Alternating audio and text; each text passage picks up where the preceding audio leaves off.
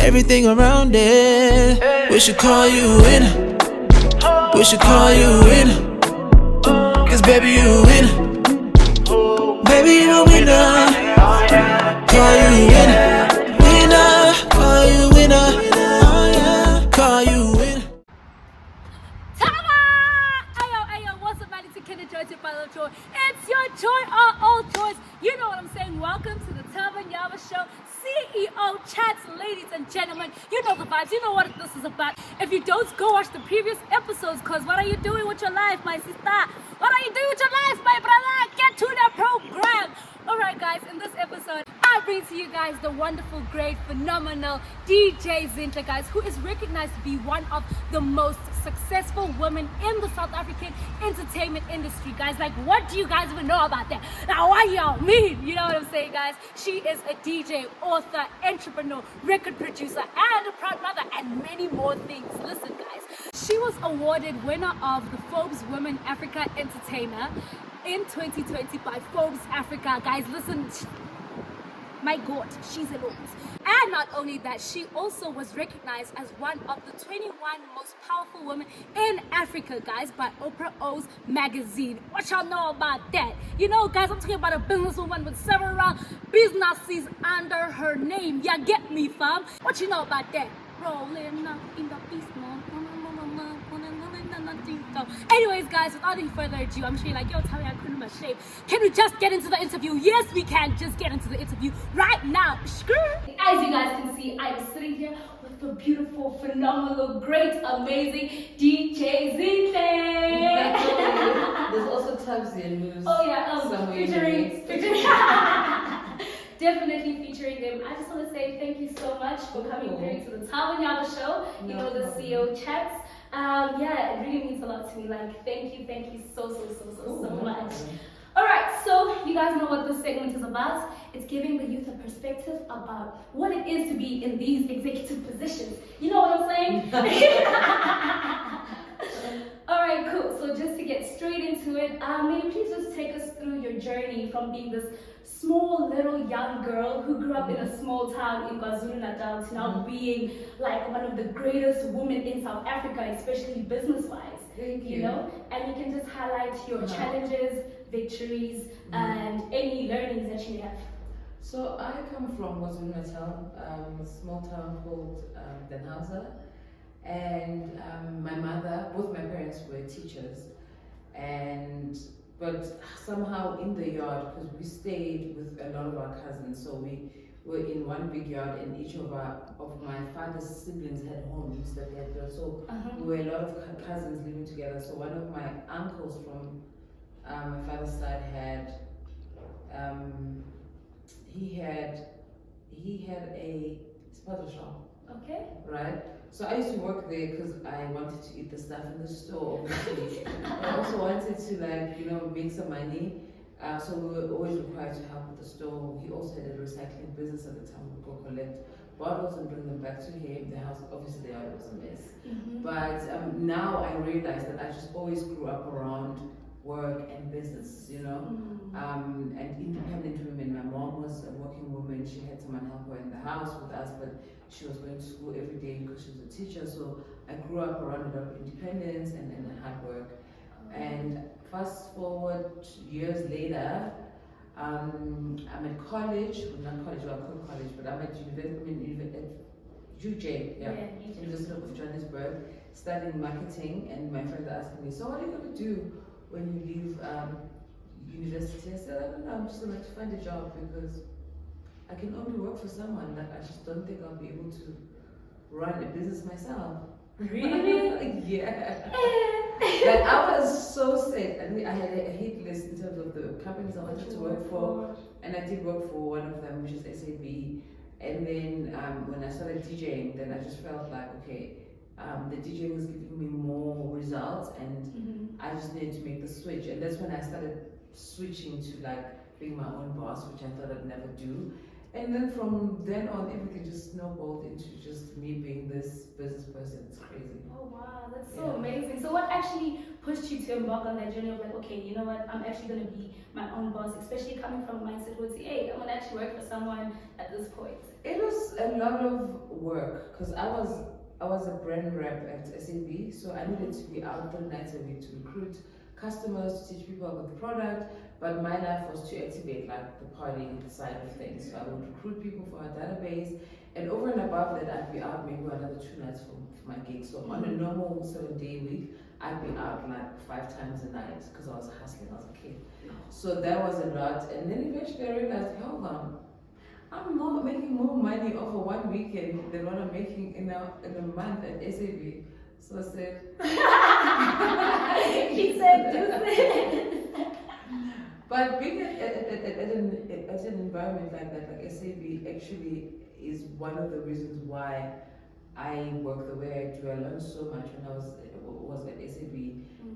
It actually grew me quite a lot also because I was the youngest of the girls. I've always been taken care of at home. I was called lazy when I was growing up. My parents had no hope for me. So if people don't have faith in you, don't give up. Like that is what happened to me. Like no one had faith in me. They said, "Oh my gosh, what is she going to do?" So SAP was a turning point for me, and they taught me so much. And the stuff that they taught me, a lot of it I use for the businesses I run now. Oh, nice. Yeah. Okay, and now let's look actually more into your businesses, right? It's difficult running a business, let alone multiple. You know what I'm saying? Yeah. So please share with me, like, how do you stay sane, and how, like, give us insight on the background stuff that happens behind closed doors, because for us we just see like, oh, just fancy things, fancy, but we don't know the hard work that I think the important thing to mention would be how long we've been in the business for. DJ Zinhle as a brand has been in the industry for 17 years. Europa DJ Zinhle celebrates 10 years this year, right? So as much as we can see like the success now and maybe not see the hard work that we're still putting in, but I think time is something worth mentioning so that people understand what it takes to build a brand. It takes time, it takes consistency, it takes having the right team, the right values, whatever that can drive you forward. And because I don't know, some people just found out about Era this year. Maybe you only found out about Era this year or last year. But I've been in the industry for 10 years. So that build up is an important thing. And I think especially for you and anyone who's just as young as you are, to just understand that patience is a big thing, time is a big thing. So it takes time, it takes a lot of time. But even with that, like, business is built on relationships. Like, business is built on relationships. You met me through a relationship that you are respecting and honoring. Therefore, I was able to go to me and say, she wants to do an interview. Is she reliable? Mus said yes. But if Mus had said no, I would have said no. So relationships are important. And I think that's one thing that I want to emphasize, that one of the things that have made me stay in the game and like the reasons I'm actually successful is because I respect my relationships. I respect my interactions, I respect people's time, and all those things just come up to like this time where we are right now, where we're still working. Like now it takes a big team. It takes us, like it takes me finding people who have similar values and ideas about where they want to go. Because this is about DJ Zinhle. You don't want to come work for DJ Zinhle, like for her dream. And that's why when I hire people into the company, I want to make sure that whatever you're going to do here is going to serve you in your own, in your own dream. If you're just coming for a salary, then you don't belong here. So to answer your question, the results that you see, like we put in a lot of work, we're putting in a lot of work, like a lot of time, but still consistently respecting our customers, respecting commitments, respecting people's time. All right, I'd like to touch on the relationship part, building relationships and stuff like that. And I would say that networking is also one of the biggest things in business and actually just in life as a whole. Do you have like like any pointers on how people can go about networking? Because you know, as the youth, we get like scared. I can speak this from myself. It's like it's so scary to just approach someone and just be like, yo, can you please, you know, do this, or can you help me out with this and this and that? So what networking skills or things that you can tell us that we can actually put into place to network efficiently and properly? I mean, I don't know if I could ever give you advice on how to properly network, but information is key for me. Like, you need to know the people you're talking to, you need to know who they are, what they've done. Don't come up to someone and lie to them and say, yo, I listen to your music, and then they say, which song? Then you don't know. Right? And also, I don't know if it's me, but like, I just feel like there are people that approach me, and just based on the approach, I can see that this person is legit. A lot of people just are not well researched. They don't sound like they know what they're doing. So I feel like maybe research the person that you want to meet or have a conversation with. A lot of people like talking about themselves, or if you mention them, you know that people love hearing about themselves. So if you tell them about something amazing about themselves, surely that's a hook. But I think also tact is important. Tact and timing. Like, I can't be in a restaurant like just about to eat my food and then you just want to chat about, you know. Also, I'm at the club and someone wants to chat about a business idea. Like, it's not the right time or place. So tact is very important, and also just understand the person that you want to talk to if they mean that much to you, so that you know how to just like, I don't know, if it's to find who their friends are, who is credible in their space. Because for me, associations also worked very well for me, because as soon as I became associated with Mosquito and all these guys that I was working with when I was coming up, then it just helped me maneuver other conversations easily, because I had the stamp of approval from Mosquito, so that also helps a lot. Alright, cool, nice. And I see you also come from an educational background, you know, and this is actually one of my favorite questions to actually ask. So in the fast-paced life that we're living in and technology taking over, would you say that the old traditional way of going to school, getting a degree, is the most viable way of getting into like corporate spaces and businesses? I think times are different, you know. There's evolution, things are always going to change. If something was working like 20 years ago, where you went to school, you got a degree, you got a job, that worked for that time. It's a different time now. And I'm not saying getting a degree now is not going to work, but I'm just saying that there are different ways of getting to that point of success, however you define it. So I just feel like whatever works for you, because our paths are different. There are people that are still going to go to school and study and be successful because they studied something that they're passionate about. But social media is a big thing now, and there are different ways of getting to, I mean, there are people that are in business that don't even have degrees, and there are people that are in business that are young, there are kids in business. So business now is about researching and understanding where you are and what your customer needs are, like right now, like not what you thought they were 20 years ago. Like right now, I'm responding to that, and social media is helping us understand that easier. Yes, definitely. Yeah, but it's a lot of work. It's a lot of work. Alright, cool. So any last words or information that you'd like give the youth, just like 3 pointers, little nuggets to just nibble on, you know, in terms of like giving them advice just in general and in life? I don't know. I mean, my biggest thing, I think we've spoken about this, consistency, finding the right team. Because I heard I don't know where I read this way, there are people that don't understand your vision, not because they are jealous or they don't want you to succeed, but because that vision just doesn't appeal to them, that it's not something they value. So maybe you need to find people who think this, not who think exactly like you, but who share the same goals that you have. People who have the same kind of drive, the same passion. People who want to work just as hard as you do. I feel like that's a very important thing, because I feel like more than any other time we value relationships so much right now. And I just feel like the strength of what I do comes from the team that I have. So the team is very important. Consistency is the second thing I'll say. Just do it over and over again. If you are failing, you're not failing, you're failing forward, you're learning something, you know? So I heard will.i.am saying he would approach people, that he was saying, how do you go approach people?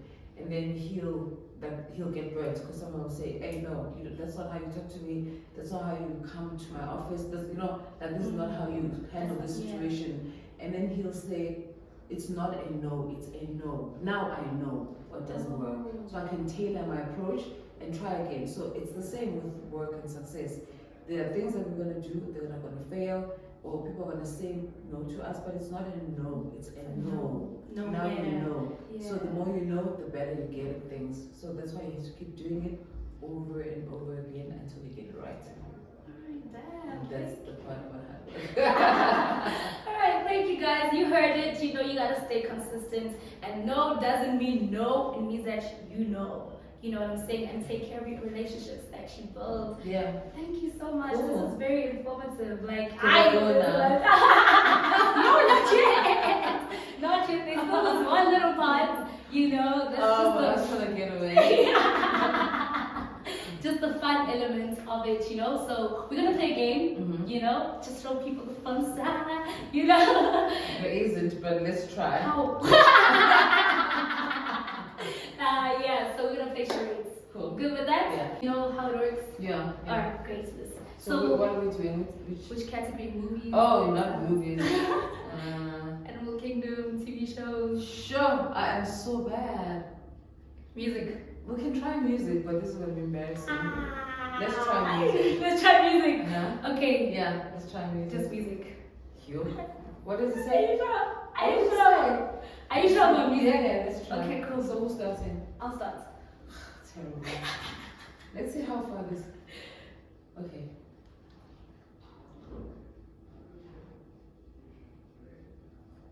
There's a song about being affectionate with a lady and.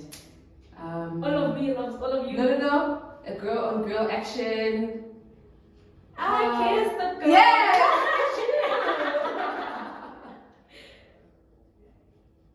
Pass. Oh, come on, move on. I don't know how to.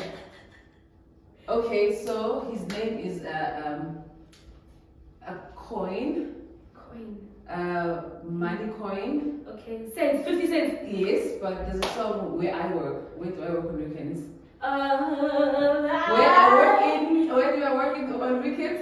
Shows? In the club! In the club. Ah, damn. Okay. No, that was correct. Oh, sorry. Ooh, okay. Sure. It's a color and a number. The name of the band? Color number. Maroon 5. Yes. And it's not Telephone. nighttime, it's Daytime? day what? Daylight. Yes. Thumbs up. Nice. I was bad. I won't get this one. Alright. Let me just play. Okay? Oh, this is bad for me. Let me see. Get ready. Oh, it's that guy with Snoop Dogg. It's a song. It's about shaking your booty. Like, what am I doing? You shaking your booty? No, like now. I don't know. Oh, Okay, it's damn it, Fast and the Furious, sad song. Paul Walker passed away. That song. It's been a long time. Yeah. What song is that? One night. Well, let's see. What song is that? Who sings? The guy he's always high, tattoos, skinny. Wiz Khalifa. Thank you. He's always high. Yeah. Oh, what color are we? The race. Black. Yes, and then Eyepiece. Yes, and then tonight's gonna be. What's the name of the song? I was playing it last time, Ben. I've got a feeling. Yes. Okay. Nice. And then he's a guy, right? His surname is a planet. Okay. Time's up. Bruno Mars. Oh, that's Bruno Mars. That was bad. We need to end it there. Alright, cool, man. Thank you so much. Who was the first artist? It was Jason Derulo. Wiggle. I was never gonna get that. It just made me upset that he's on TikTok. He is? The kids. He's big on TikTok. Oh wait, yeah, he is. He's huge. Yeah. Alright. See, you have a fun side. Girl, you got that fire, yeah. Don't let nobody